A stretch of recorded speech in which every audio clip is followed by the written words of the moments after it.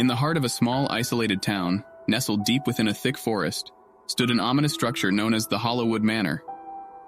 This century-old mansion had a reputation that sent shivers down the spines of even the bravest souls. Locals whispered tales of dark apparitions, chilling screams echoing in the night, and inexplicable occurrences within its walls.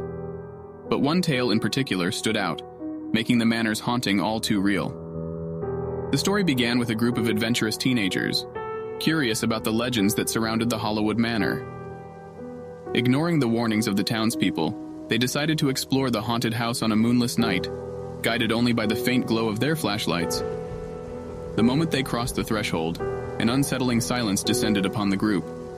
The air turned heavy, and the grandeur of the manor quickly transformed into an oppressive, menacing presence. The temperature plummeted, causing their breath to materialize like ghostly apparitions before their eyes.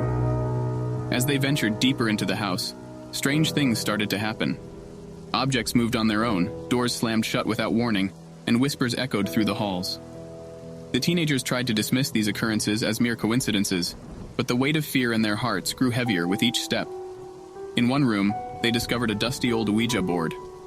Eager to communicate with the spirits, they gathered around and placed their trembling hands on the planchette.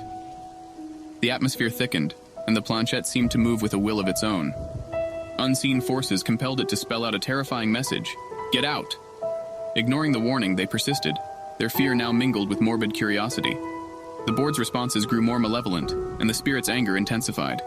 Suddenly, the planchette jerked violently, and the room shook with an otherworldly force. One of the teenagers let out a blood-curdling scream as her hand was inexplicably dragged across the board, leaving deep scratches in her skin. Terrified, the group fled in panic, but the haunting had only just begun. The manor seemed to feed off their fear, its malevolence growing stronger with each passing moment. They heard footsteps behind them when no one was there, and phantom whispers followed them throughout the house. In their frantic attempt to escape, they found themselves lost in an ever-changing maze of hallways. Panic consumed them, and they split, up in different directions, each believing they had found the way out. As they separated, their screams echoed through the walls, but they were unable to find one another again. Days later, some of the teenagers' lifeless bodies were discovered in the manor, their faces contorted with horror. But some were never found, lost within the manor's shifting, malevolent corridors forever.